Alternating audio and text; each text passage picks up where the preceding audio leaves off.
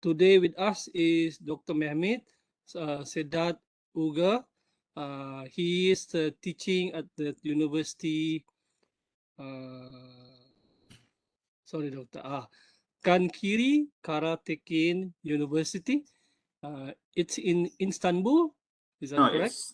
it's not in Istanbul. To define, it has a lot of different conception. It has a lot of different definition by itself. For example, the World Bank says that our dream is a world free of poverty. But how do we know who is poor and who is not? Or is the poverty the same as hunger? Or is the poverty the same as deprivation? So we will talk a little bit about that in this presentation.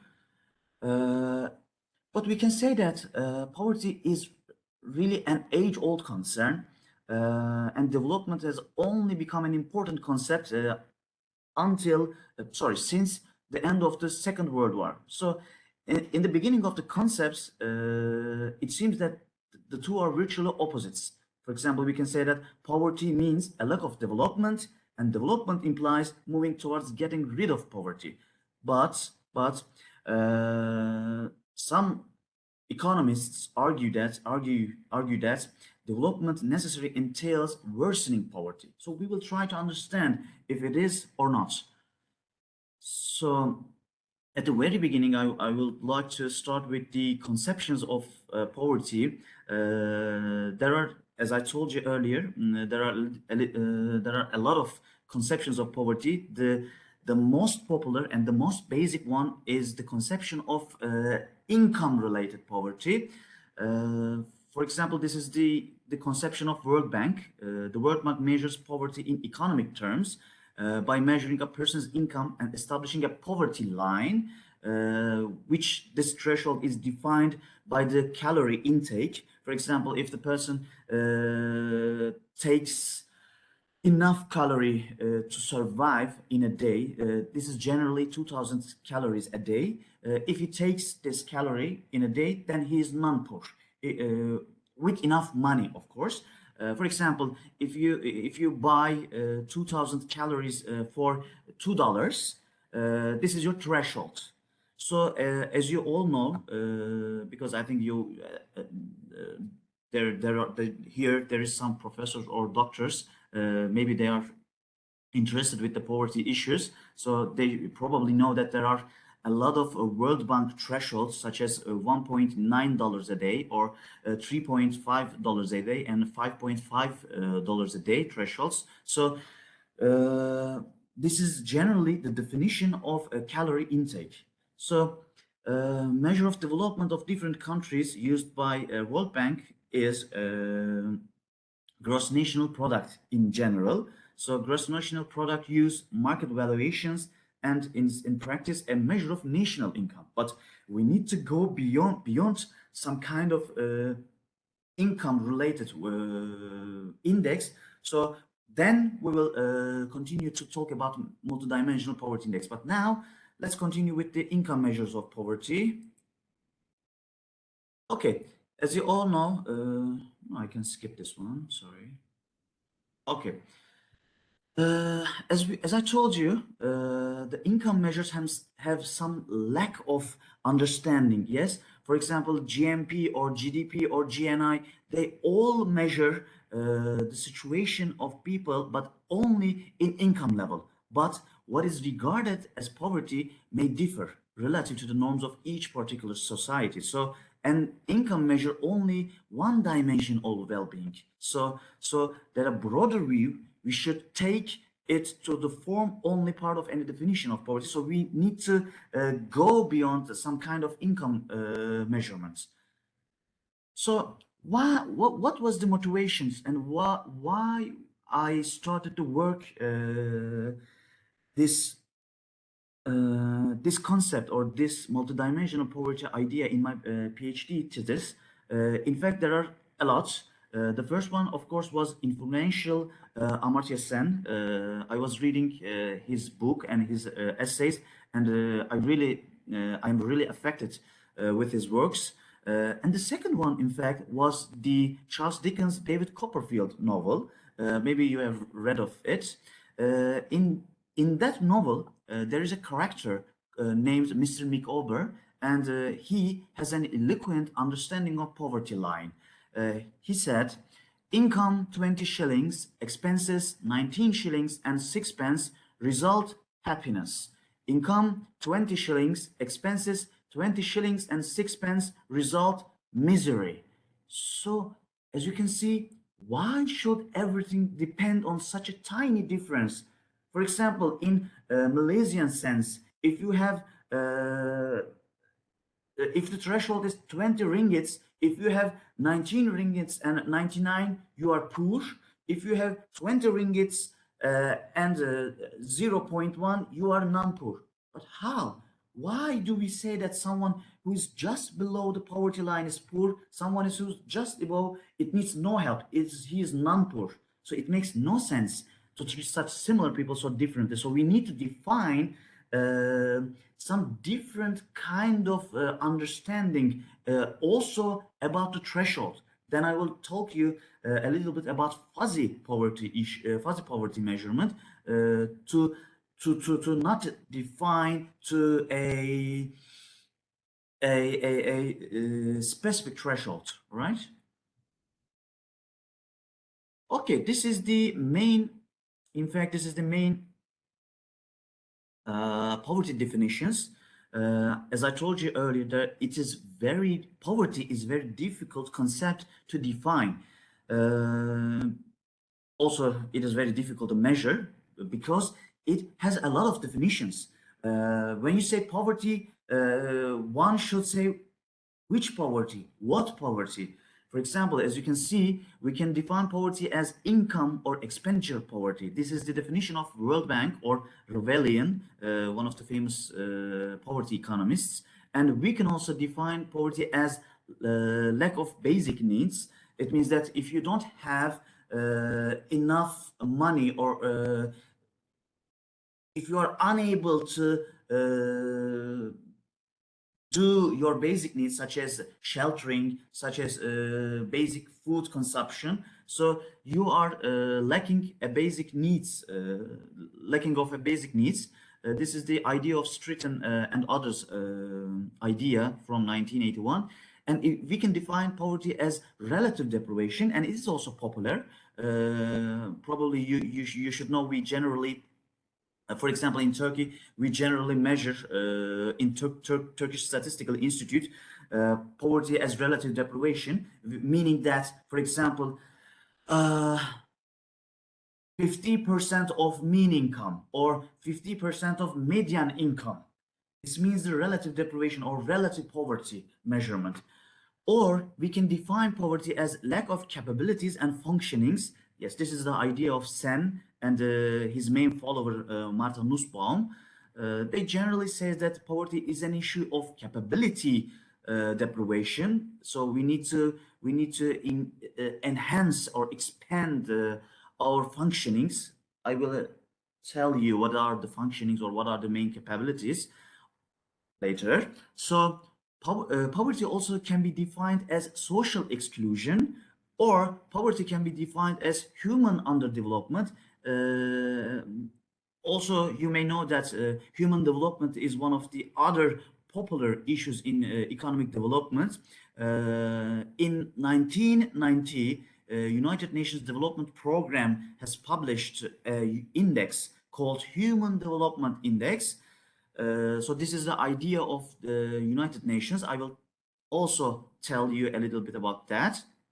And then we can define poverty as multidimensional poverty. This is the idea of Bourguignon and Chakravarti and Alcaire and Foster. My study is mainly concentrated on Alcaire and Foster's methodology, but I will continue with Betty and others, fuzzy multidimensional poverty index. So also there are some other definitions for poverty of such as vulnerability, ill-being, unsustainability of subsistence levels, or fuzzy poverty. So we will talk a little bit of that, a little bit of them. So as you can see, poverty has a lot of definition, and also poverty has a lot of different kind of measurement. Until 1970s, poverty is generally defined as an economic term, as I told you, only in income level, unidimensional level. So a unidimensional approach to poverty is mostly based on measuring minimum levels of income, expenditure, or consumption. So the roots of this approach relies on Booth and Rowntree studies, which are conducted in UK in the early 19,000s. So in this approaches, identification of poor mainly so in this approach, identification of poor mainly includes two steps. The first one is, of course, this is the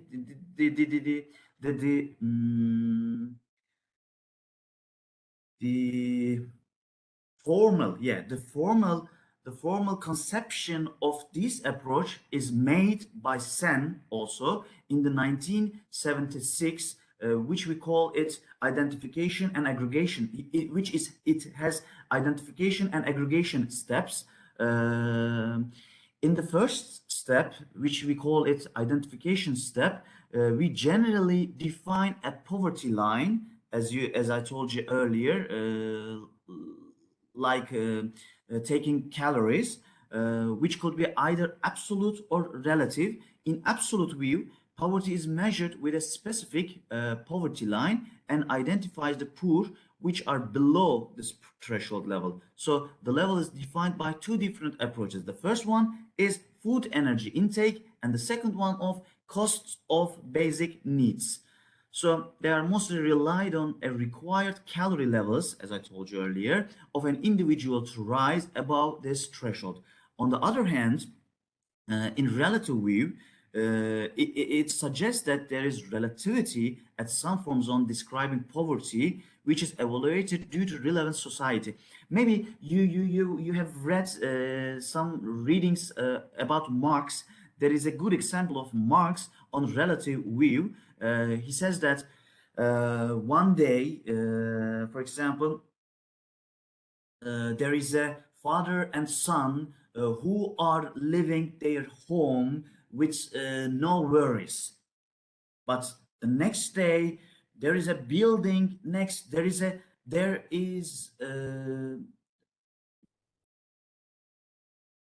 a building of castle next to his house. Before the castle, the son and the father feels no poorness for themselves. But after the building of the castle, they started to feel poor. They started to feel themselves as poor. So in fact, this is the good example of the view of relative poverty idea. We generally compare ourselves to the other people in the society. All right. So this is the main difference between absolute poverty idea and relative poverty idea. So what about the poverty lines? Yes, I told a little bit on poverty lines, so I can skip this part. Yes, as you can see, 2,000 calories. So people living in households with less than this amount, 2,000 calories, are classified as poor, and people with more than 2,000 calories as non-poor. So let's continue with the measurements, the aggregation step. The first one was identification step. We have two different idea as absolute and relative. After identifying who is below a threshold and who is above a threshold, then we need to continue to find an index by aggregation step, by our second step. And the second step includes on selecting a poverty index. The most popular and the well-known index is, and it's also the easiest index, is headcount ratio.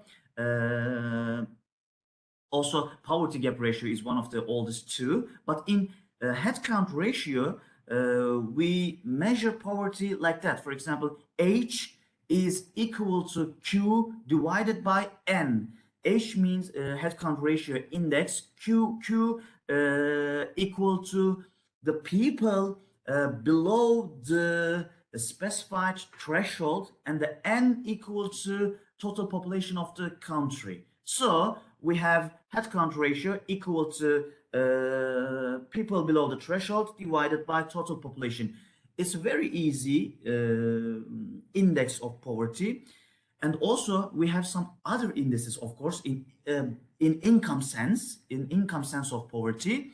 They are poverty gap ratio or income gap ratio of Sen index or Clark et al. Index, Foster-Grad Thorbecke index, Chakravarti index, Tone index, Takayama index, and so on. Of course, I need to skip all of them. We don't have to mention, unfortunately, but if you have questions about them, I can tell you more.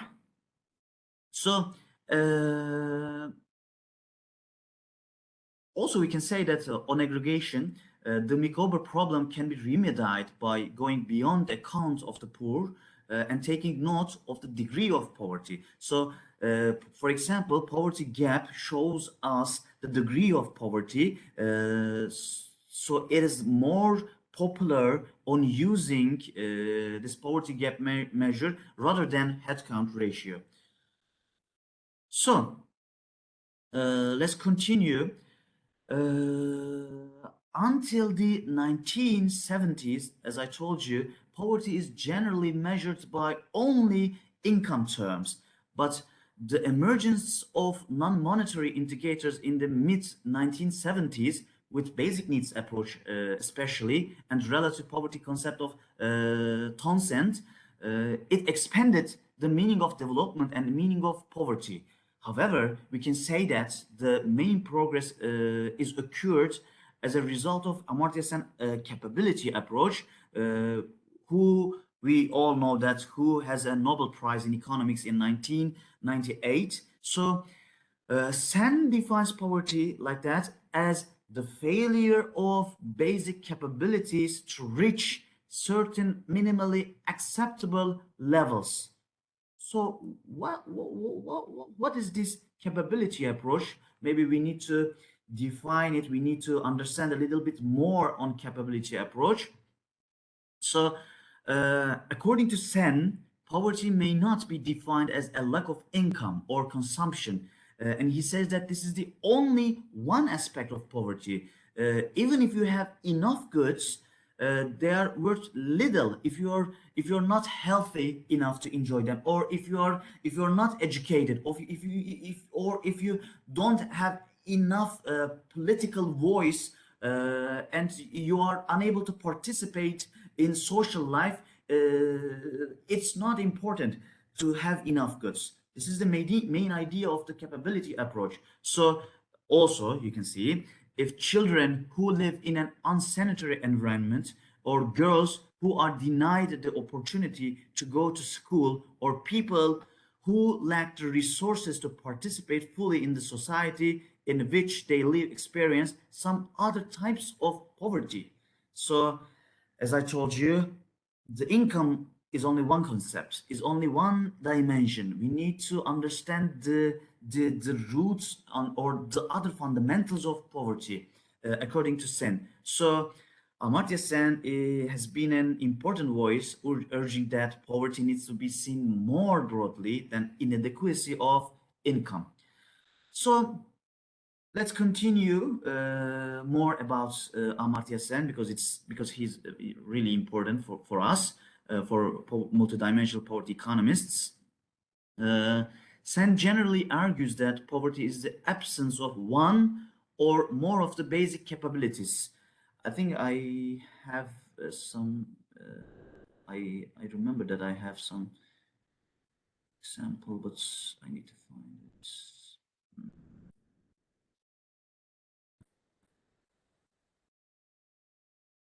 Okay, it's here. Sorry. For example, what are the main capabilities or main functionings according to Sen?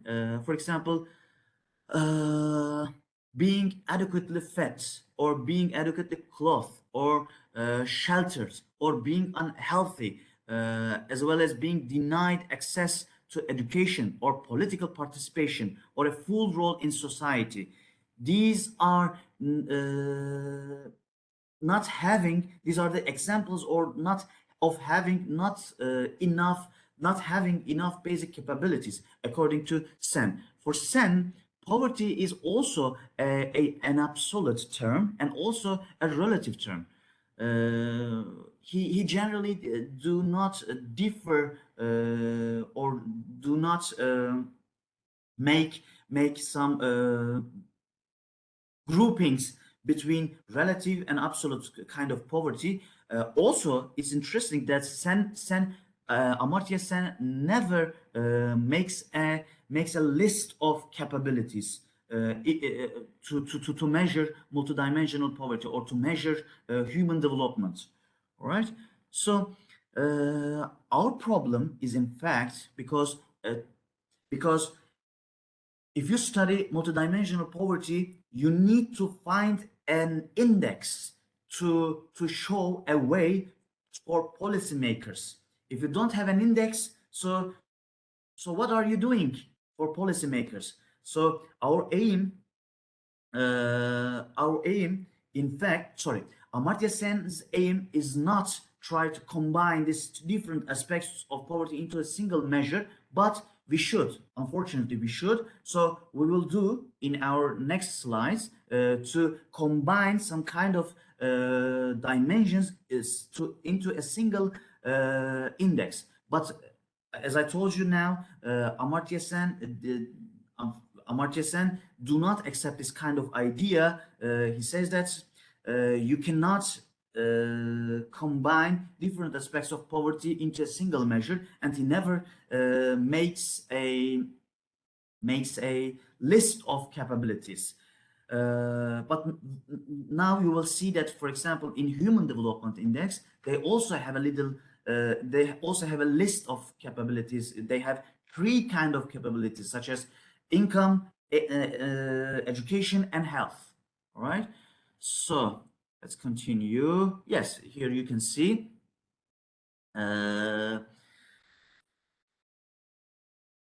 You can see, for example, United Nations Development Program annually publishes a Human Development Index for each country that consists of an average of three measures: income, life expectancy, which means the health of the people, and literacy, which means the educational level of people. In fact, they expanded this measurement, and they now measuring schooling ratio, not the literacy rate, schooling ratio for people. All right. And of course, there are some multidimensional poverty index for nations. As far as I know, Costa Rica, Venezuela, Bhutan, Mexico, Cuba, they have their national multidimensional poverty index according to Alkire-Foster methodology, and it's getting more and more popular in each day. Turkey is also trying to construct a national multidimensional poverty index to understand the more broader idea of poverty. So I think in the nearest future we will have our national multidimensional poverty index. I generally work with Turkish Statistical Institute, so I knew about the development of the index.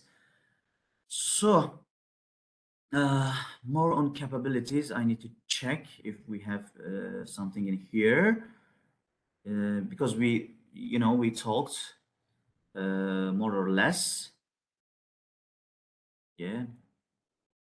So, okay. So let's talk about the Human Development Index because I think it's the very beginning of the idea of usage of capability approach in the first sense, because the capability approach is introduced in 1983 by Amartya Sen in his famous book the commodities and the capabilities. So the Human Development Index, which is published in 1990, was the first attempt to construct an index based on basic capabilities. So what is Human Development Index? We should understand it.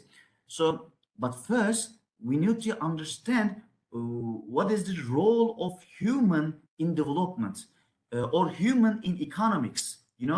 Uh, uh, if we have some lectures in economics or if we are doctors or professors in economics, we knew that, and we taught students that the human in economics is rational, right? Homo economicus, which is the only a characterization of abnormal person, right? If you have if he has a kind of money, and if he has a basket of goods, and if he knew the benefits or utility of these goods, we definitely knew that which goods will he prefer, right? So how he can be rational, how he can be rational. Also, Amartya Sen tries to understand the rational man in economics, and also he says that, let me talk about this. You can see Amartya Sen's, this is the quotation of Amartya Sen. He says that, can one preference ordering do all these things? A person thus described may be rational in the limited sense of revealing no inconsistencies in his choice behavior. If he has no use for these distinctions between quite different concepts, he must be a bit of fool. The purely economic man, the rational man, or the Homo economicus is indeed close to being a social moron. Yeah, he generally called rational men in economics as rational fools in his very popular essay, in his very popular article, Rational Fools. Right? So we need to go beyond it, because people in the real sense, in the real life, has not only rational ideas. He has some kind of judgments. He has some kind of values. He because he is living in social environment, and all the people has different specialities. So we cannot put the all concept to only one kind of specific man in economics. So we accept that in economics there is a rational man, but the real man is not a rational. He is social, all right? So how we measure development, as I told you earlier, there are two different approaches. The first one is GDP, but GDP only includes income and nothing more. And there is a Human Development Index on the other hands. So why not GDP? This is the main question. This is the Robert Kennedy's quotation, and it says that GDP measures neither our wits nor our courage, neither our wisdom nor our learning, neither our compassion nor our devoting to our country. It measures everything, in short, except that which makes life worthwhile. Interesting, of course. As you can see, it measures everything, in short, but not the real things or important things in life. So we need to concentrate more a little bit other issues. Okay, I will skip about the self-interest of rational men, because if we do, we need to mention a little bit about Smith, or Adam Smith's idea in both his two books, The Theory of Moral Sentiments and The Wealth of Nations. The difference between these two books, or what we call the Adam Smith problem, but Okay, I'm skipping. I will not make it more detailed. So I am also skipping this part. Yes, as you can see, Human Development Index. We have Human Development Index and Human Development Index, and we accept it as the beginning of the usage of capability approach in the first sense. So it has some foundations of roles idea of primary goods, and also Adam Smith's. He has something from Adam Smith's idea of necessities and living conditions. It also has some influences of Marx on human freedom and emancipation. Also, the Human Development Index, some kind of influences or conceptual connections from the concept of eudaimonia or human flourishing of Aristotle. So it includes a very interesting philosophical concepts in itself. So we can accept that Mahbub ul Haq is also one of the important person to construct this index, and this is the uh, a brief show of countries by HDI. As you can see, the bold green countries are the countries who have high human development index rates, and for example, the other countries who have the red or purple or orange or greenish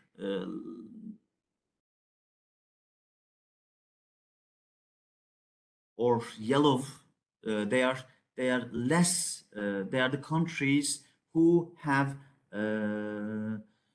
less rates of human development index. As you can see, generally the north of the US, north of the America continents and the Europe, the continent of Europe generally has high rates of human development index, and the generally sub-Saharan Africa countries have the unfortunately South Asian countries has the less rates of human development index in general, as you can see in the main or brief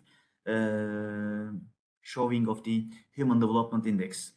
So let's come back to a little bit more on measuring poverty.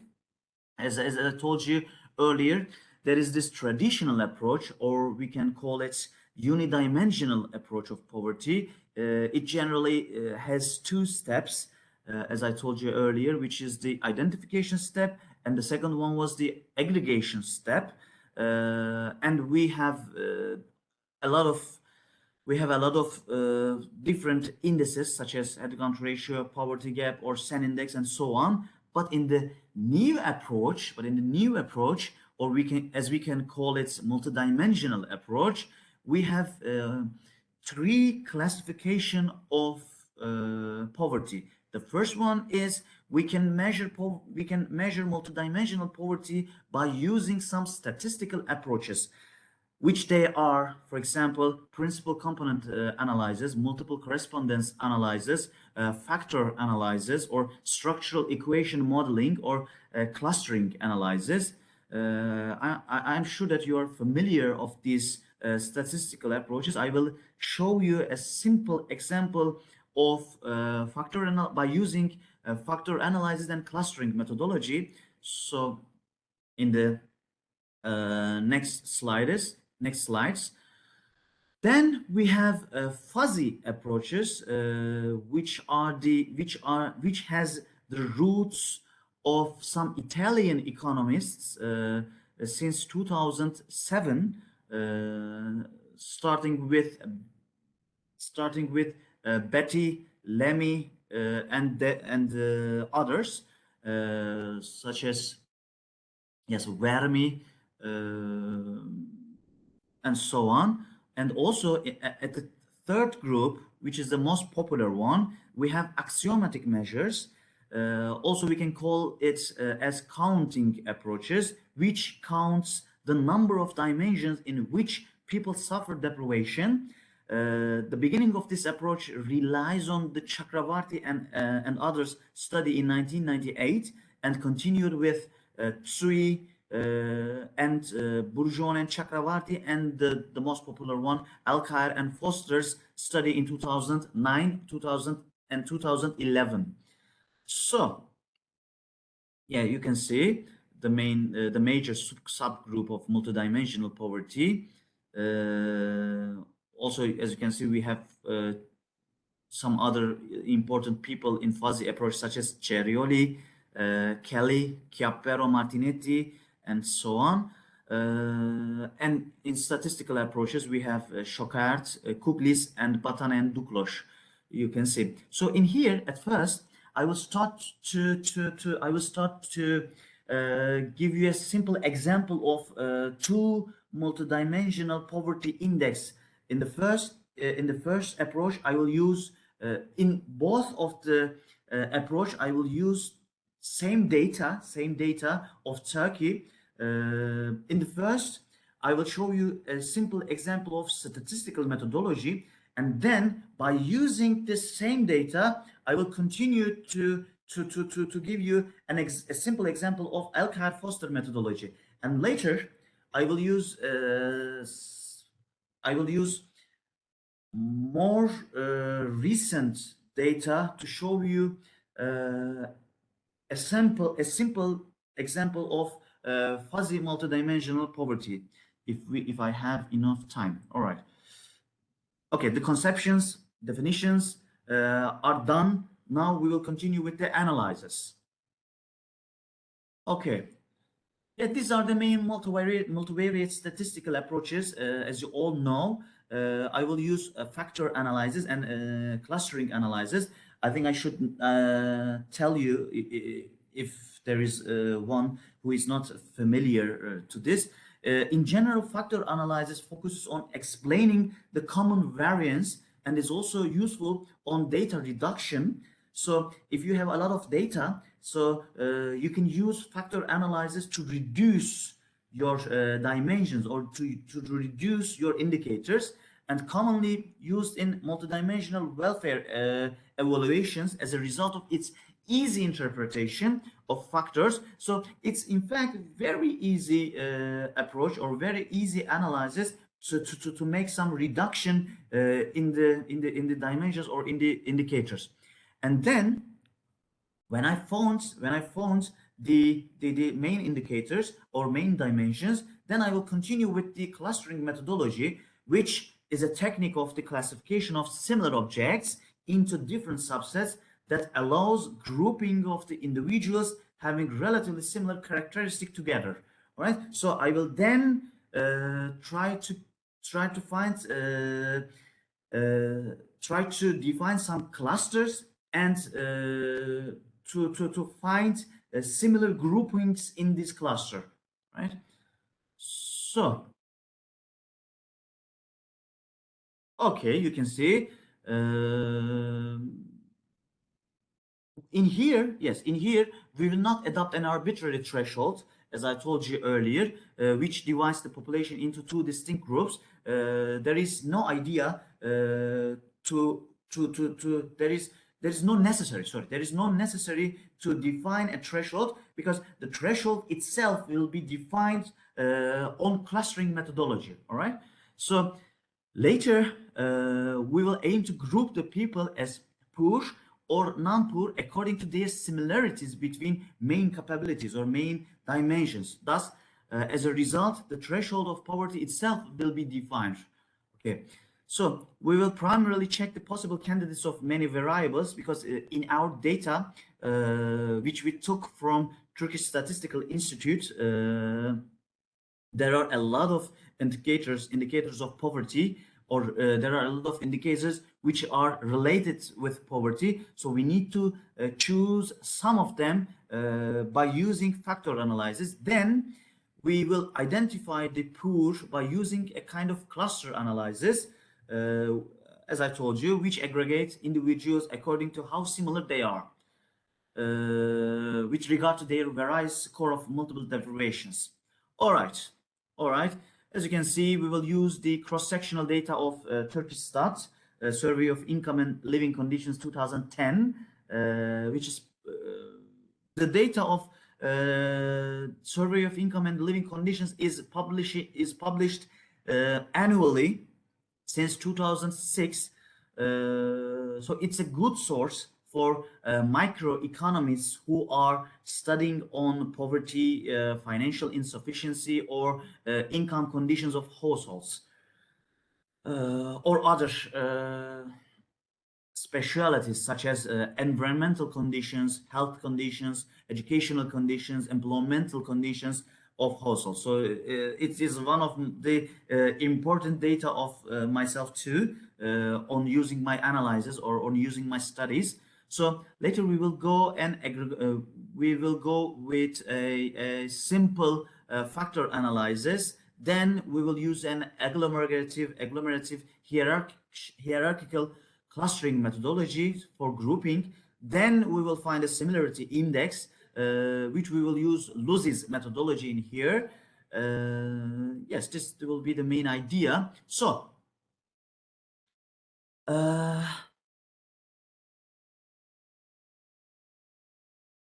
according to the factor analysis and rotated factor loadings of variables, these are the main variables which we use in our analysis.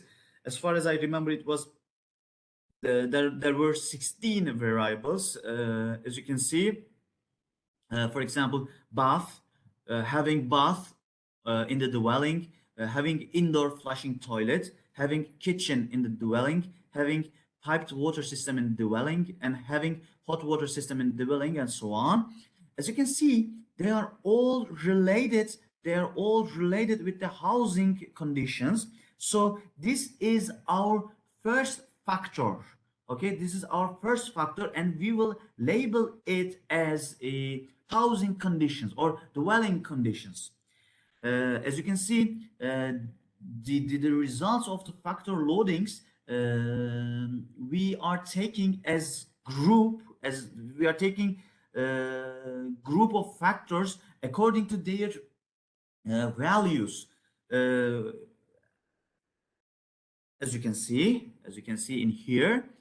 Um, only you can prefer to take this housing small variable according to your preference. It can be choosable or not. In this example, I chose and I grouped it in the factor 1. And later, as you can see, there is the factor 2, including affording 1 week holiday, affording meal with meat, affording unexpected financial expenses, and ability to keep home warm, capacity to replace worn out furniture and worn out clothes. So, as you can see, these are the variables which are related with income, right? Or which are related with financial conditions. So I will label it economic or financial conditions. And in this third factor, as you can see, there are 3 different variables that are chosen. The first one is having a chronic illness, and having a physical or psychological health problem, and having an education at least primary level. As you can see, the variables are related more or less with health and education. So I will define them as health and education. I will label it as health and educational factor. All right. So you can see the first factor, housing deprivation, the second factor, financial or economic deprivation, and the last factor, which has the high loadings for variables that are mostly related with health and education problems. We can name this factor as health and educational deprivation. All right, and then after identifying the factors, we should return and we should make the clustering methodology. So when comparing groups of individuals, the average distance between the individuals of the groups should be used as criterion, as we call it, hierarchical clustering. Then we need to choose, we need to understand which cluster we should take. Then we need to use some kind of stopping rules. If we have large values of pseudo f index or the small value of pseudo t square index, it indicates the distinct clustering, and one must therefore maximize this statistic. As you can see on the table, the second cluster has the maybe do not have the highest pseudo phi pseudo f value, but it has the smallest pseudo t square value. So we can choose the second cluster to conclude our analysis. So the final table below shows the mean scores for two clusters in the grouping of second cluster. So as you can see, these are the results of these clusters. So the first cluster, which contains the most of the sample, almost 91% of the all sample. So we can define this cluster as non-poor cluster, because mean scores are found to be negative on all dimensions, which meaning that the people in this cluster do not have any deprivation both in factor 1, factor 2, and factor 3 because of the negative sign of the variables.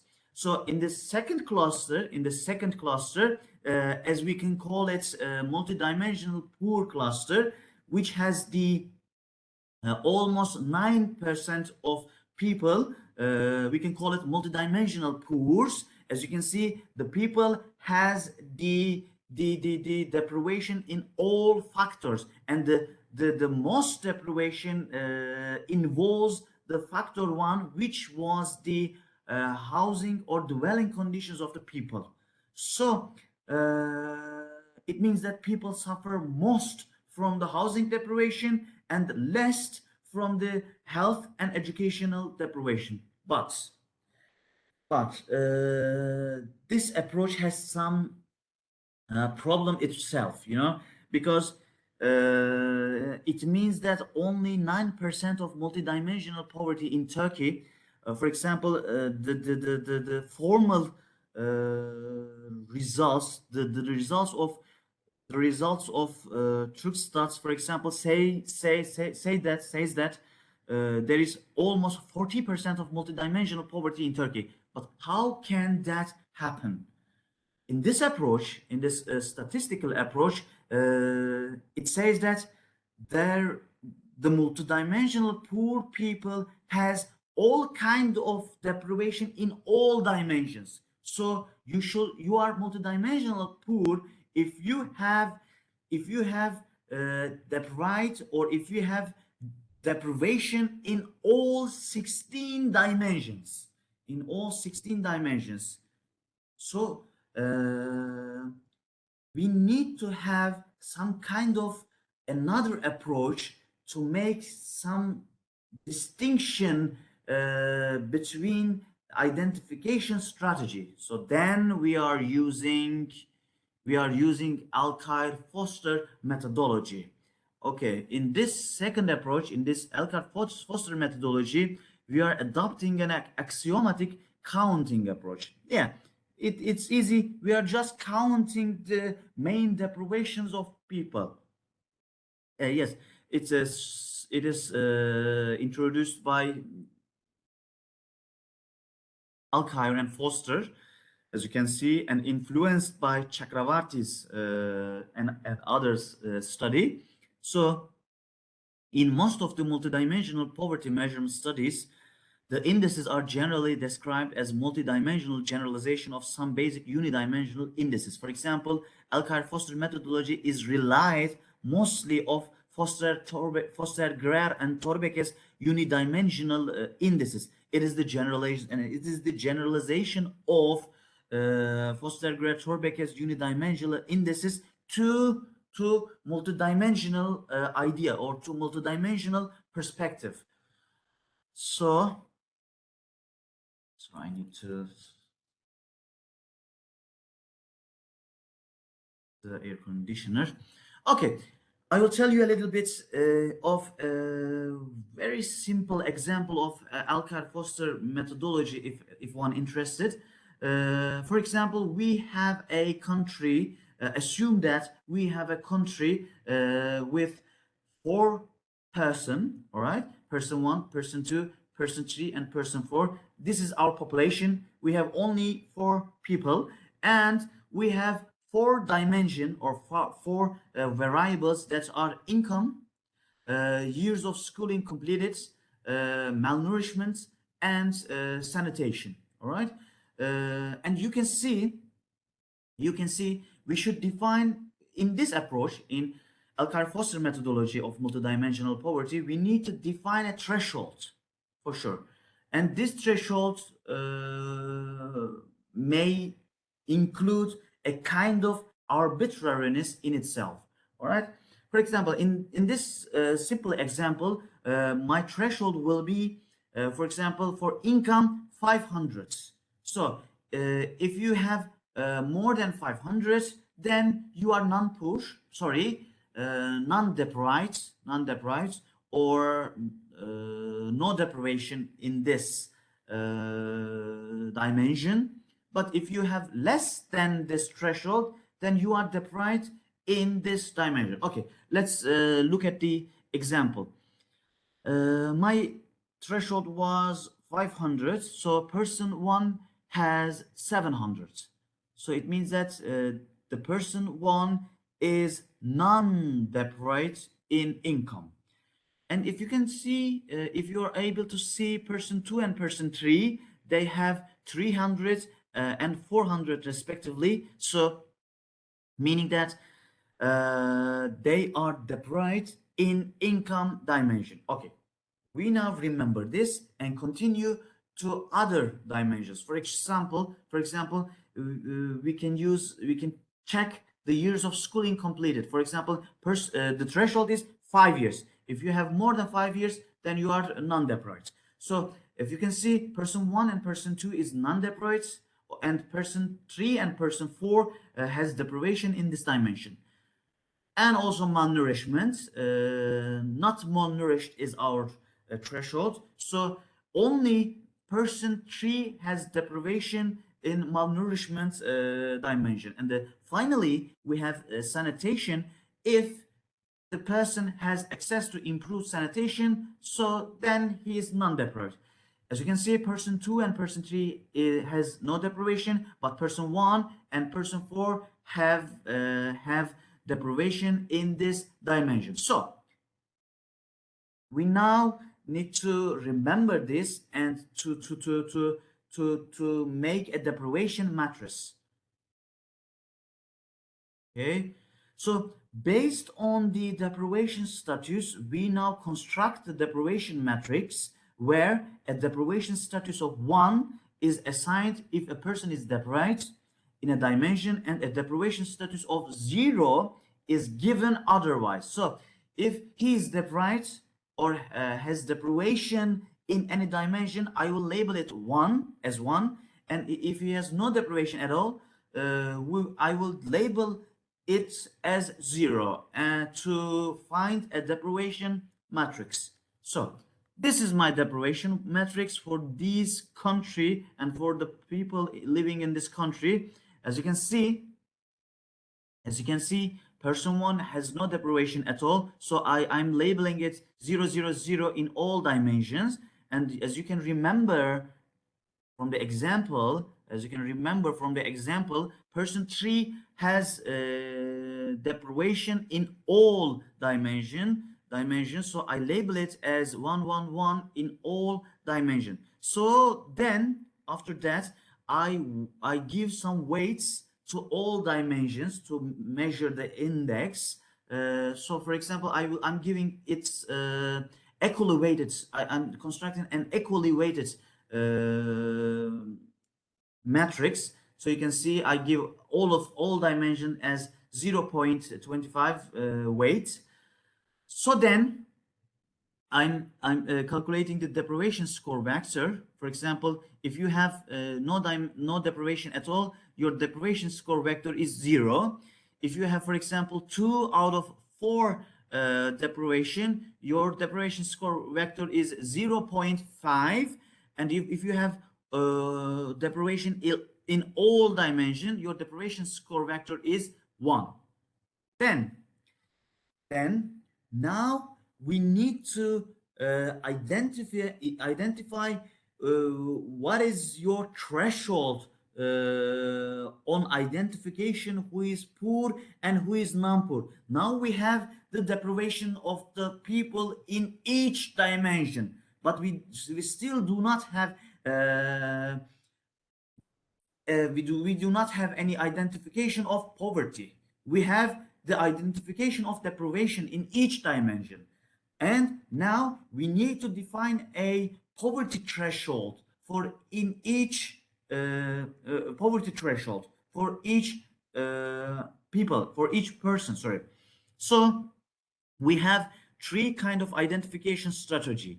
The first one, as we call it, union identification strategy. It identifies a person as poor if the person is identified as deprived in any of the 4 dimensions, any of the poor dimensions. So if the person is poor, for example, in only one dimension out of 4, then we can say that he is poor. For example, let's check our example. As you can see, there are 3 people. Who are at least have at least have deprivation in one dimension. Yeah, for example, you can see person 4, he or she has at least one deprivation in second dimension. So we can say that only the person 1 has no deprivation in any dimension. So we can say that the multidimensional headcount ratio in this country is 75%. 75%, right? Because because 3 out of 4 people has at least one deprivation in any dimension. On the other hand, there is the second approach, which we call it intersection identification strategy. Requires that a person is identified as poor if the person is deprived in all dimensions. Yes. So as you can see in the example, there is only one person who has deprivations in all dimensions, who is the third, who is the person 3. So we can say that in this country, the multidimensional headcount ratio is 25%, or we can say that only 1 out of 4 people has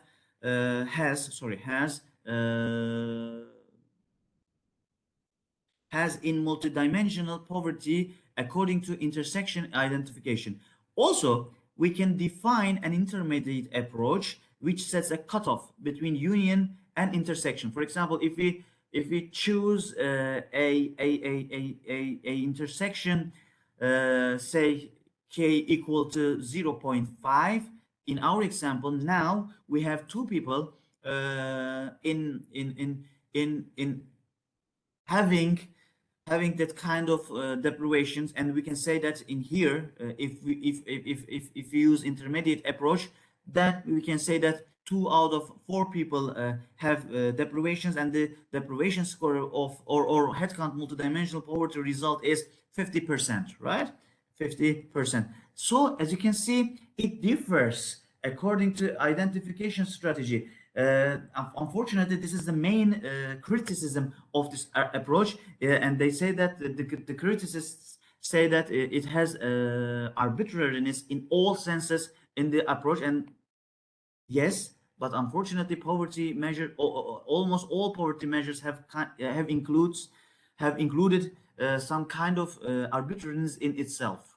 All right. So, for example, let's see. For example, let's see. Uh, okay. As you can see, after defining the uh, poverty cutoff or threshold. For example, in this example, we define the poverty cutoff as K equal to 0.5. Now we only have two people who has in multidimensional poverty. Then we can say that our multidimensional headcount ratio is equal to 0.5. And then we have the intensity, which shows the average deprivation share. And if we multiply our average intensity with headcount ratio, finally we find multidimensional poverty index for a country, right? Poverty of a country. All right, I'm skipping this part. This is too much methodology. It's too much. But if you are interested, what is this average intensity of multidimensional poverty? It is derived by computing the average share of weighted indicators in which poor people are deprived. Okay, poor people are deprived. For example, as you can see in here, for example, if you can see in here, in the first dimension, there are two people, and so we can multiply it with weight. So we can find, then we can find the average intensity rate of multidimensional poverty. Okay. So let me show you the results of the analysis with the same dimensions and the same variables which is derived the previous factor analysis. In fact, Alkire and Foster say that uh, you shouldn't need to, if you want, of course, you shouldn't need to do any factor analysis to determine your variables. You can choose arbitrarily if you want, but don't forget to justify it. For example, if you are choosing education as your variable, you need to justify why you are using this variable as your main indicator. Right, this is important. But for example, we are using, or we are choosing the easy way by using factor analysis to say that we didn't choose arbitrary variables. This is the result of the factor analysis. Okay, if you are more into statistical or econometrical methodology, so you can justify it with these methodologies. So as you can see, we use 16 same indicators which are derived factor analysis earlier to identify three main dimensions, same dimensions, as you can see: the education and health, economic conditions, and dwelling and live conditions. Then we will weight the dimensions equally, as you can see in here: 1 divided by 3, 1 divided by 3, and 1 divided by 3. Of course, each indicator is weighted equally in itself, meaning that highest educational level attained is weighted as 1 divided by 9, 1 divided by 9, and suffer a physical health problem is weighted as 1 divided by 9. So we have this uncensored H result and then censored H result, meaning that, for example, uncensored H means that, for example, let me explain one example. For example, you can see there is the capacity to afford meals with meat. Okay, capacity to afford meals with meat. If our result is 0.61, meaning that the the 61% of people have the capacity to afford meals with meat in Turkey. All right. As you can see, there is there is the. Sorry, let me check. Check. I don't want to. I don't want to do it wrong.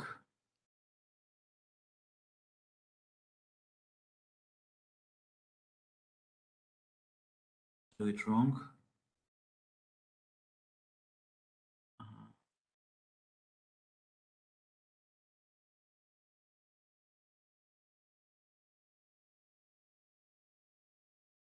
Okay. Okay.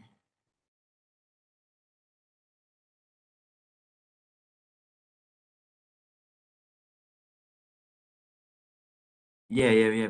I think it was like, mm, yeah, I think it was like having no capacity to afford meals with meat. Yes, having no capacity, because I remember it from the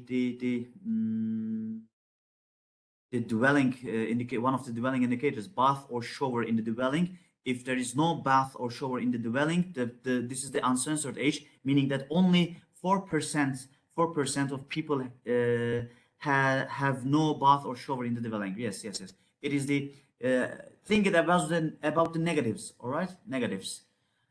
So yes, okay, this is correct. So it means that having no capacity to afford meals with meat in Turkey, 61% of people has no capacity to afford meals with meat. Or, for example, in this example, almost 80% of people have no capacity to replace worn out furniture. Worn out furniture.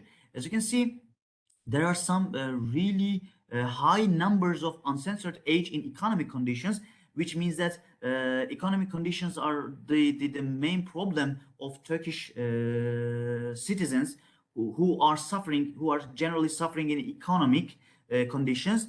And also we can say that if you can see health conditions, for example, suffer a physical or psychological health problem, there are almost 27% of people are suffering a physical or psychological health problem. And as you can see in the dwelling and living standards, which has the least rates, or which has the least values.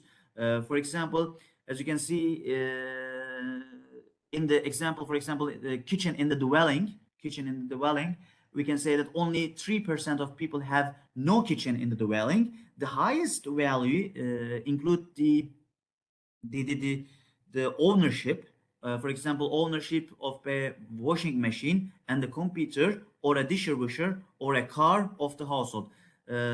So washing machine and computer, or a dishwasher, or a car. Okay, so the value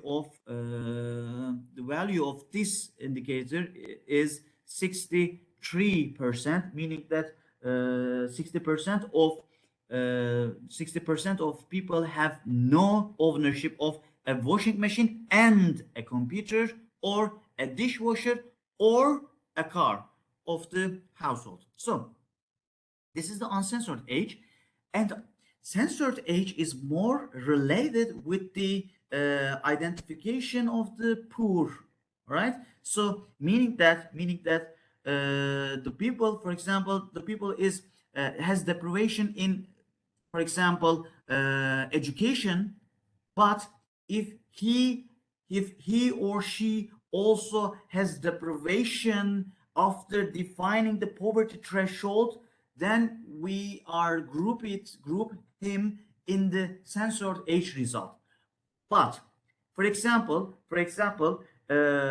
if he is suffering from education, but not in the other indicators, then we are not grouping him in the censored age results. So as you can see, censored age values are less than the uncensored age result. So we can say that uncensored H results are the raw results, but censored H results are the results after defining a poverty cutoff or poverty threshold. In this example, we use union identification strategy. As you can see, K is equal to 0.33, meaning if any person has one out of three dimensions, has deprivation in one out of three dimensions. So, yeah, I explained this to you. So, but we can say this. One of the main results show that there is a little difference between uncensored and censored age for education, as you can see in here. Yeah. So it means that education indicator, which means that a majority of the individuals, almost 92%, who are deprived from education are also multidimensional poor. So same results apply to most of the dwelling indicators, as you can see in here. Yeah. Which means that if an individual is deprived these dimensions, then she has a high risk of being multidimensionally poor. And yeah, these are the also results, and we can in the examples and results show us that we can observe that economic, education, and health indicators are vital on measuring into the multidimensional poverty because they are the main contributors to multidimensional poverty. Yes. Mm. Mhm. And you can see on the table, if we define different cutoffs, for example, do you remember the results of statistical approach of multidimensional poverty? It was almost 9% of multidimensional poverty we have found. In here, it changed according to our poverty cutoff. For example, in our example, if we define poverty cutoff as 0.33, then our multidimensional poverty is, our value of multidimensional poverty index is, as you can see on the table, 24%. 24%. But if we define K as 0.55, then we have the multidimensional poverty index value as 9%. It's similar like the statistical methodology. So this is one of the important advantage of this methodology. You can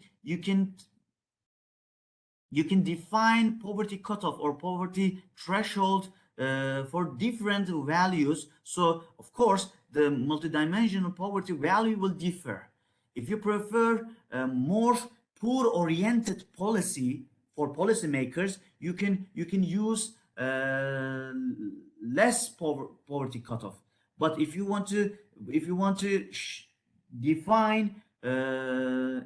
define a less a less value of multidimensional poverty, then you should define a higher poverty cutoff for your analysis. Yeah, for example, if you define poverty cutoff as 88%, or as you can see 99%, meaning that the person should be poor in all dimensions and in all indicators, there is no poor.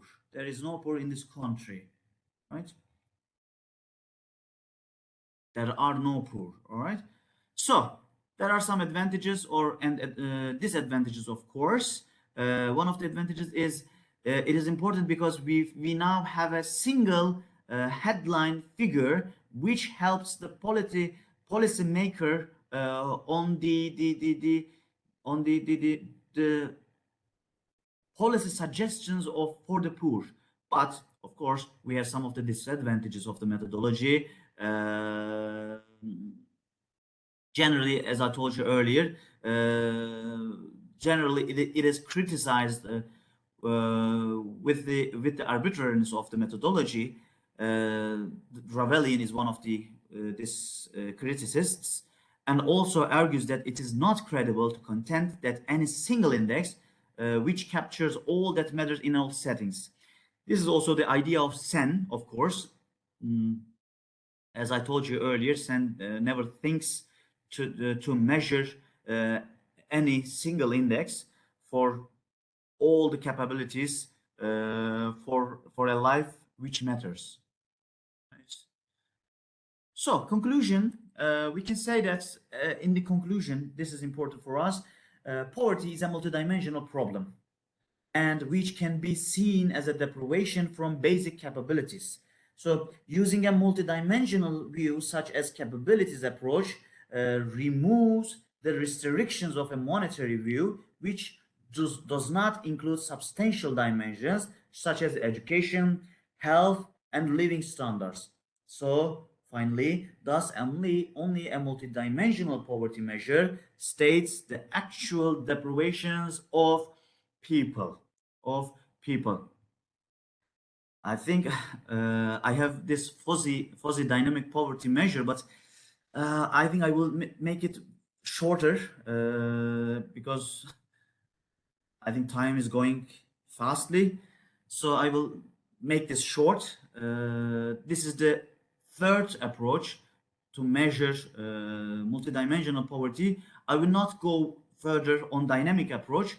I will try to finish when the multidimensional issue ended. So let me finally show you and let me finally explain a little bit about the fuzzy poverty or fuzzy multidimensional poverty. Fuzzy multidimensional poverty is also interesting because it says that there is no black and whites in any analysis. There should be some gray points, right? Gray points, and maybe you know it's the main idea of Zadeh, which is the introducer of the fuzzy approach in statistics and in econometrics. So we also use Zadeh's fuzzy approach to poverty measurement. So the aim of this study, the final analysis, the aim of the final analysis is to calculate a decomposable multidimensional poverty index, which does not include an arbitrary threshold to identify persons poor or non-poor to measure poverty between not one regions. Okay, I will come only, as I told you, the multidimensional part, and we'll skip the dynamic parts. Okay, what is dynamic parts? Dynamic parts are meaning that we are using not cross-sectional data, we are using panel data, for example, 4 waves, 6 waves, to understand the transition of poor. For example, if you are entering poverty, exit poverty, and so on. But as I told you, I need to skip it. The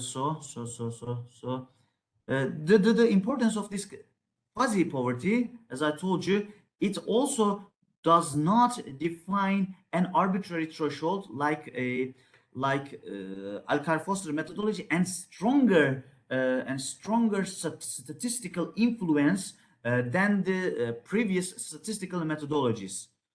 So in here we will use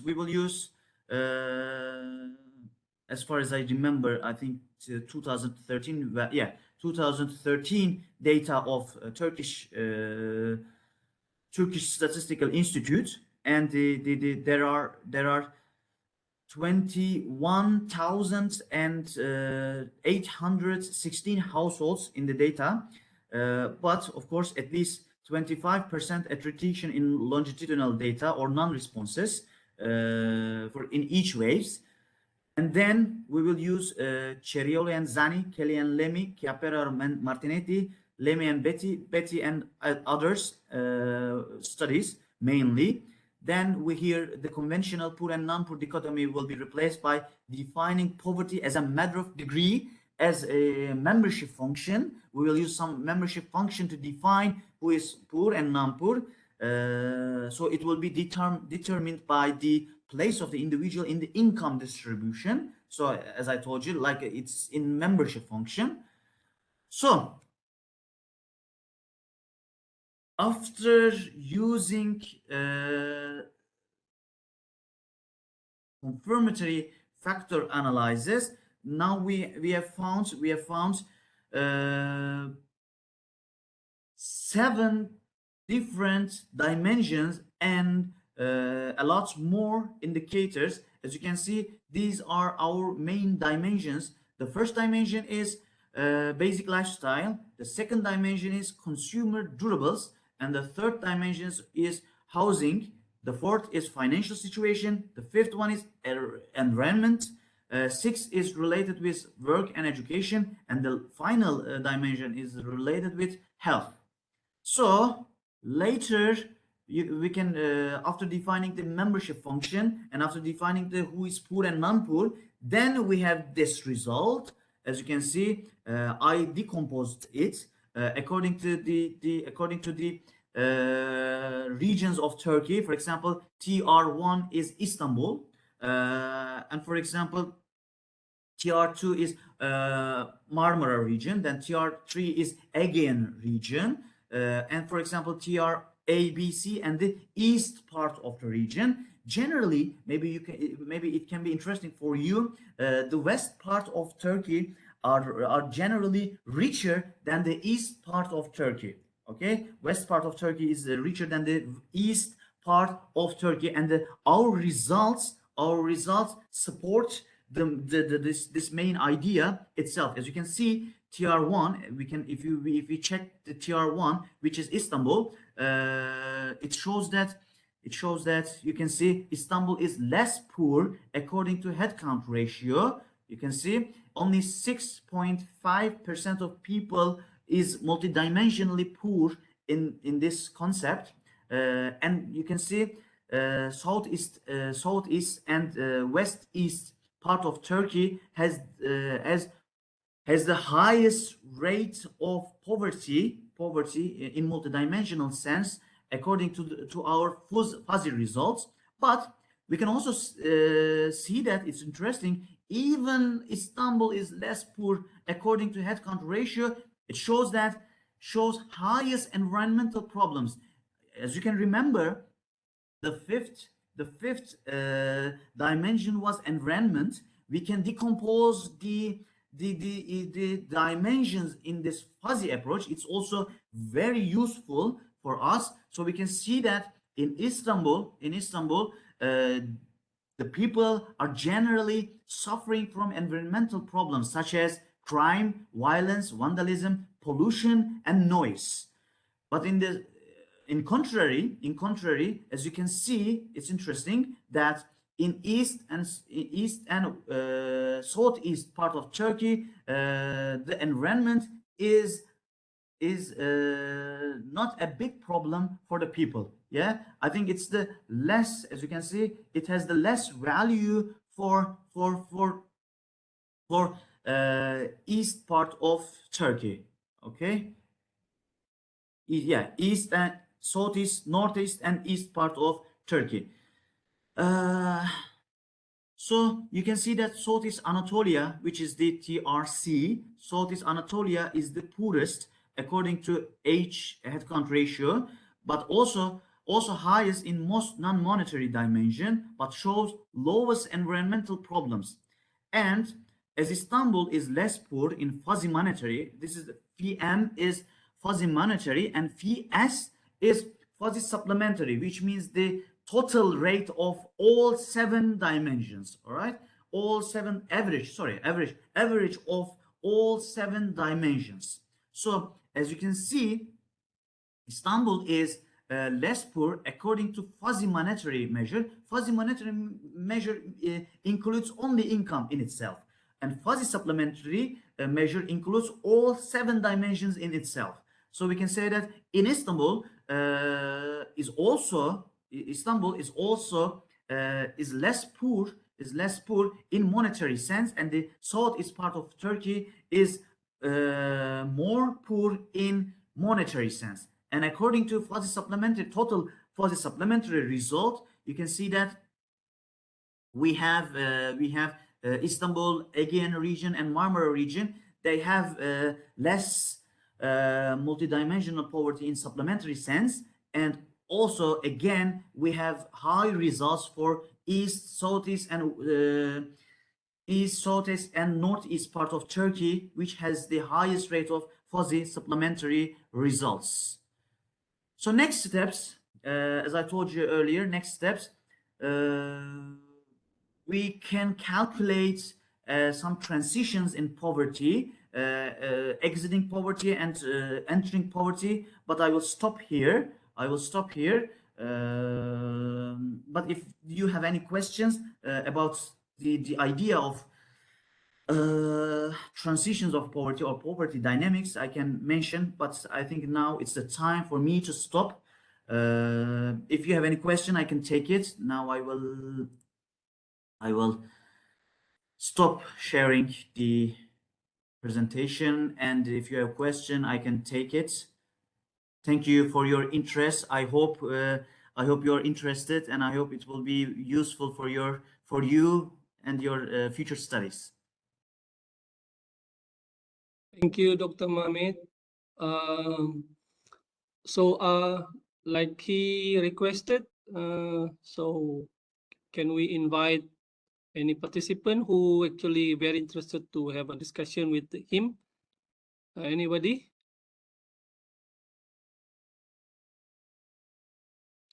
I notice some of my colleagues are with us here, including our dean, Professor Kasim. I can see he's participating. I think he's listening to the session. Dato, you have something to? Yeah, Dr. James and Dr. Mohammed, thank you very much. First of all, congratulations for the presentation. Very comprehensive presentation with respect to multidimensional poverty approach. And for your information, I think the approach or the model that you have presented to me is also very relevant if we want to do this in the context of Sabah, Malaysia. Yeah. We can do it. Yeah, I think we can. My suggestion is to prepare a proposal for very comprehensive research with this, similar to this.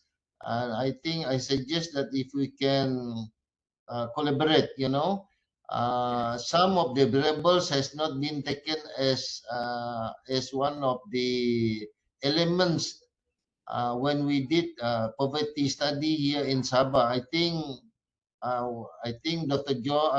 James agree with me. With the research framework that has been presented is, I think, is applicable also. If we can form a team and we can always forward or the proposal for a grant, for a research grant. Either we can do this from both sides. We call this a matching grant. Yeah. Matching grant from your university allocated certain amount, and our university also will allocate certain amount, so that we do this research together. I think this can be uh, another what good collaboration Collaboration. Yeah, collaboration. that we are planning to have in the future. If not in the very near future, it doesn't have to take much longer time. So if we can have it, within these few months, I hope Dr. James can initiate this one. Because personally, I'm also very interested in the poverty study. We have done in the context of ASEAN actually, and also after that we have also had done this at the context of BIM Niaga, Brunei, Indonesia, Philippines, and Indonesian context. But I think this approach can be done. Initially, we start this in the context of Sabah first, because some of the variables has not been taken into account, like all these facilities, um, you know, facilities that you have incorporated in the your models, like shower, uh, in the dwellings that you mentioned, about all the facilities that the dwellings that your poor people have.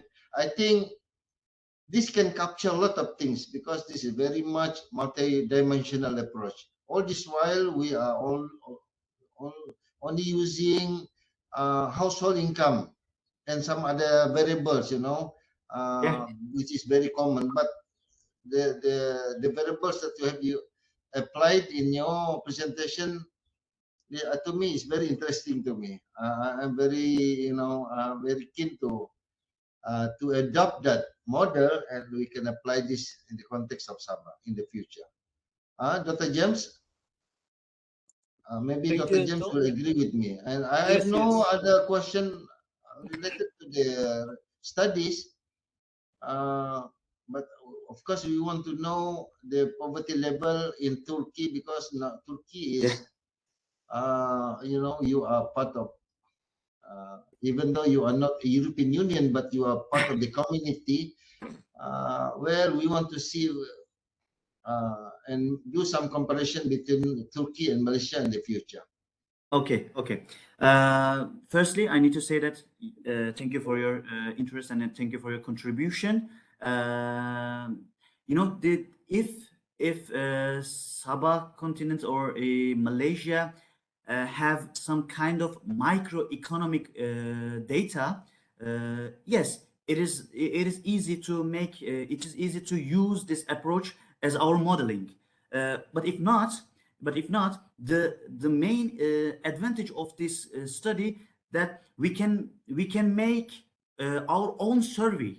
Yeah, we can make our own survey. So of course it will be harder. It will be harder, but it's applicable. Yeah, it's applicable in the future. And I will be very grateful if we collaborate in the future. So yes, thank you for that. And about Turkey, in Turkey, we generally, like in here, I think, in Turkey, like in here, we generally measure poverty in unfortunately, in income sense, right? In income sense. So we don't use the World Bank definition, which is 1.9 or 3.5 dollars a day, but we use $5.5 a day measure, and also we use relative poverty, which is the mean income of 50% of mean income, and 60% of mean income, and so on. And generally, the poverty results are changed according to this different methodology. Poverty results are changing from 10% to 20%, lowest to the highest. But multidimensional results generally differs higher, above, I think, it also changed from 30% to 40%. So we can say that in Turkey, poverty rates is almost 15%, in average 15%. And as far as I remember, I checked a little bit about Malaysia. I think poverty rate was smaller than Turkey in Malaysia. It was around 8.4%. Is that true? Is that true? Yeah. Dr. Mehmet, two of my colleagues raised their hand. Would you like to What should listen I to do? yeah, can I invite Dr. Hassanal first? Sure. Should I do anything? No, they raised their hand, and I think they have Oh yeah, something to sure, ask sure. you. Anytime. Dr. Hassanal, you please Yes, Dr. James. What is it? go ahead. Go ahead.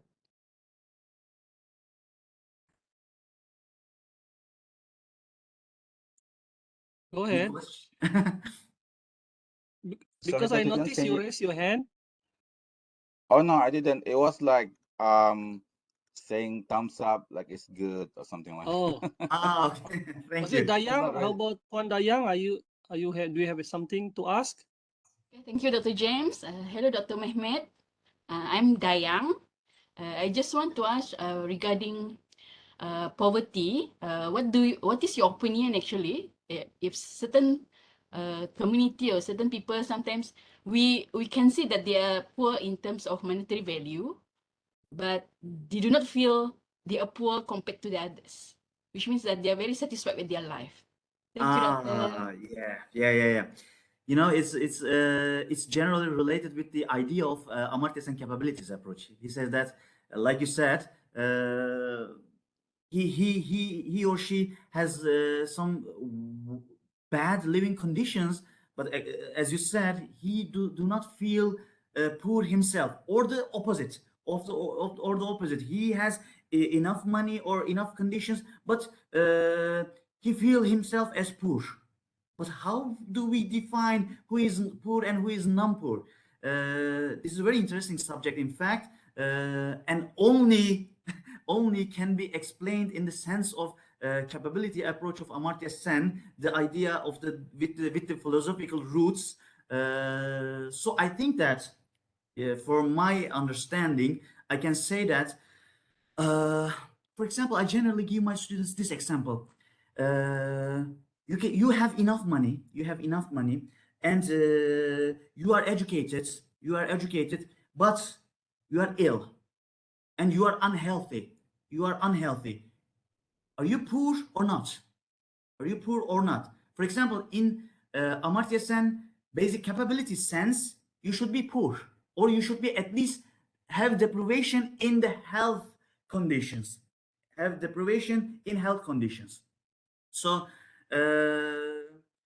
or the opposite side, you are healthy, you are educated, but you don't have enough money to buy whatever you want.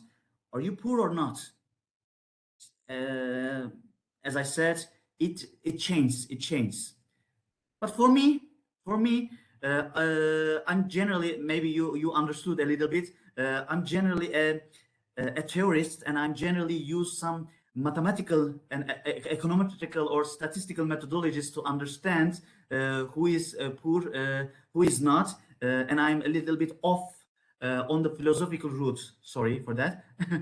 uh, so for me, I calculate, and if I find who he is poor, I said he is poor. And if I don't find if he is poor, I said if he is not poor, then he is not poor for me.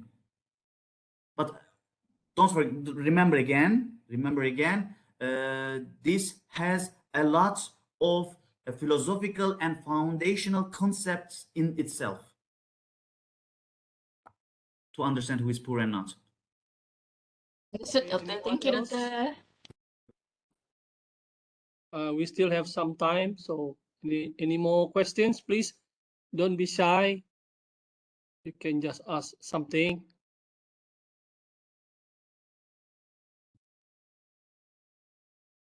I noticed there's 34 participants in this session, so that's quite a big number. That's very good.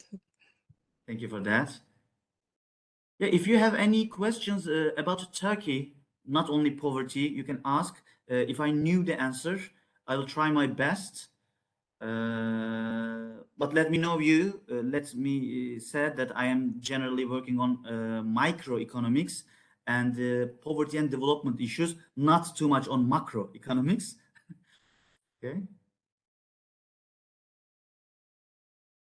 Oh, I think not good.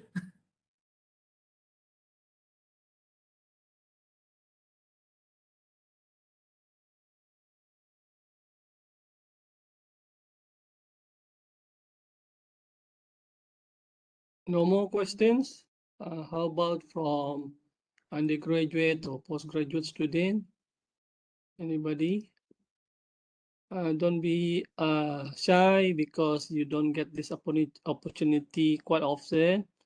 Dr. Mehmet came all the way from Ankara, so that means a lot. 15 or 16 hours by flight. Wow, that's a lot of It was. sacrifice in order to share your knowledge. I'm happy for that. Hello, Yes, Can you hear please, me? go ahead. Yes. Assalamualaikum and good afternoon to everyone. Thank you very much, Dr. Mehmet, for the very interesting study on poverty. I would like to know, has this type of study been conducted in other countries, such as advanced economies, where although you have high GDP per capita, but there are many homeless issues, for example, or even maybe crime, mass shootings, and this kind of phenomenon. So has there been any type of study that also looks at that kind of dimension of the human sort of happiness index?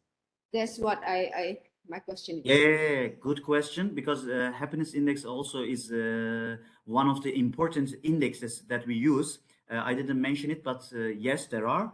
But this is a good question. Why? Unfortunately, or we can say that generally developed or advanced countries, yes, they do not measure that kind of multidimensional poverty indices.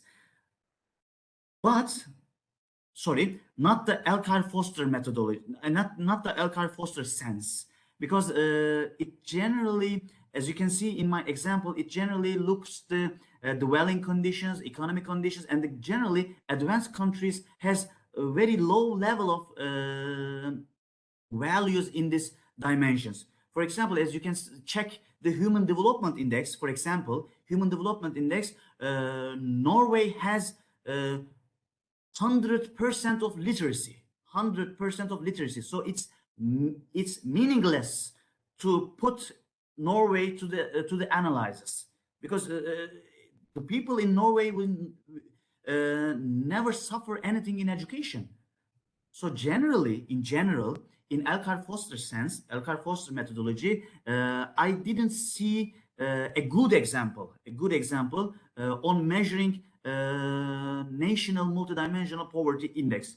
But this methodology, Elkar-Foster methodology, generally used for developing or less developed countries. I give some examples such as Cuba, Venezuela, Costa Rica. Bhutan has their own happiness index. Also, we Turkey have Mexico and so on. Generally, Latin American countries and some African countries have their own multidimensional poverty index in Elkar-Foster sense. And also there are some academic studies like my own, as far as I knew, in some of the European countries such as Turkey, Bulgaria, Romania, and Poland, and so on. But I can say that if we use fuzzy multidimensional methodology, fuzzy multidimensional poverty, and if we try to decompose it according to regions, then we can find some good examples of advanced economies such as Italy, Netherlands, Germany, again in Poland, and then my study was one of the first in Turkey, and so on. So it changed according to the methodology. Elkar-Foster methodology, as far as I understood, as far as I knew, Elkar-Foster methodology is more concentrated on less developed and developing countries. That's why also they say, I got the course from Sabina Alkari herself, she says, it's more concentrated on less developed or developing countries, but the fuzzy methodology, maybe we can use it if we are working on advanced or more developed countries. What about countries in the Middle East, for example, Saudi Arabia or Oman, or where I think they are rich countries? Yes. Per capita. And Yeah. what about the index? You know, that kind of index. You know that this is one of the other problem. I generally give this example to my students when I try to make some comparison between economic growth and economic development. I told my student that these may for you these might be the synonymous concepts, but they are not. For example, look for Saudi Arabia. They have the highest rate of income growth, right? But they are generally suffering in, for example, education, health, or political instability, political stability. So the rates of these countries in this sense, at least in this sense, are lower than their per capita income growth. So yes, according, for example, you can check Human Development Index, which is one of the important capability based index, and in there it includes three different dimensions: income, education, and health.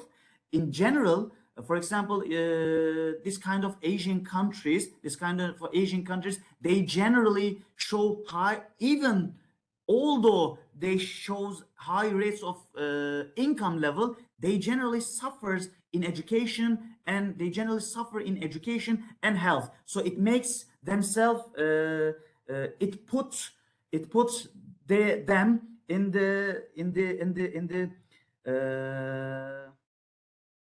lower part of the index, okay. So So are these countries considered poor or have high rates of poverty? yes, again, good question. It changes. It changes. For example, maybe you remember from my presentation, if you identify them, for example, Saudi Arabia, for example, is suffering from health. If you say label them poor if they are deprived, or if they are they have deprivation in only one dimension, then yes, Saudi Arabia, we need to label Saudi Arabia as multidimensional poor because they are suffering in health. But if we define label them as, they should be defined multidimensional poor if they have deprivation in all dimensions: income, education, and health. Then Saudi Arabia has good rates in income levels, so we cannot define them multidimensional poor. Understand? This is the main criticism of this approach. In fact, the definition, the conception, the thresholds. So it's really difficult. Believe me, it's very difficult to define who is poor and who is non-poor in multidimensional sense. It's very interesting, Dr. Mehmet. Your study is very interesting. Thank you very much. Thank you very much, Sarma Pinti Aralas. Thank you. Thank you, Dr. Sarma. She's our director of the center. Before everyone quit this session, can we request everyone to put on the camera so we can take a picture, evidence of our event? Yes, please, everyone, please on your camera.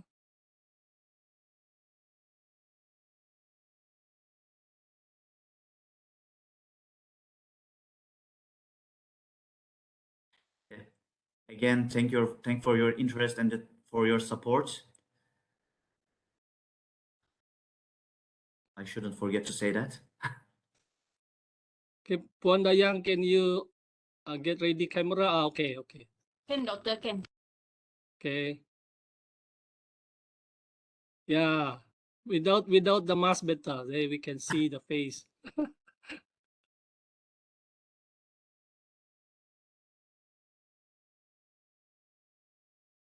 Everyone ready? Okay. 1, 2, 3.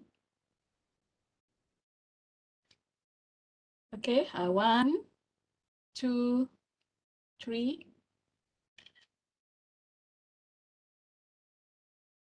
One more. 1, 2, 3. Thank you, everyone. Thank you, Puan Dayang. Dr. Saizal, Miss. Okay, Dr. one more. Don't worry. All right. Okay, one more time. One more. All right. Okay. Right. 1, 2, Okay, 1, 2, 3.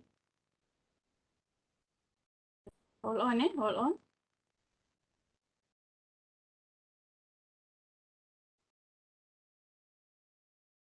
One, 2, 3. All right. Thank you. Thank Thank you. Thank you you. very much. Thank you, Thank you very Dr. much. Mehmet. Yeah, thank you. So I noticed that Dr. Beatrice sent a message that there's supposed to be some sort of a meeting after this event. Is that correct, Dr. Beatrice? I saw the email. Ah, Puan Dayang, is that correct, Puan Dayang?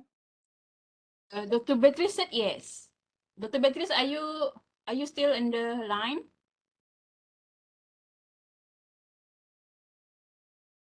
Or maybe she has some. yeah. Yeah. I think maybe she got some meeting, but maybe she will inform Dr. Mehmet after this, Dr. James. Okay, so that meeting is right after this, or what time is it? We have to ask Dr. Beatrice, but I believe it will be a face-to-face meeting, right? It will be Yeah, a yeah, yeah. It was. face-to-face meeting. Yes, yes, yes. It was, but I don't know the exact time. Okay, so Okay. I will ask Dr. Beatrice to Yes. inform Dr. Mehmet. Is it okay? So, yes, I'm here. I'm here at the room. Oh, okay, okay, okay. Okay. Okay, we are in Okay. our own room. Okay. See you then. Okay, thank you.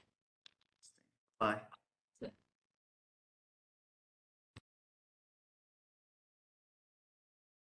So we should wait for the meeting or what? Maybe there will be another link, Dr. James. It's okay. We can make another link if there's a need for the online meeting. But so I think they will we can do end the face-to-face session. meeting. Yeah, we can end the session. So thank you Okay. very much, everyone. Thank you very much, Dr. James. Thank you very much, Dr. Mehmet.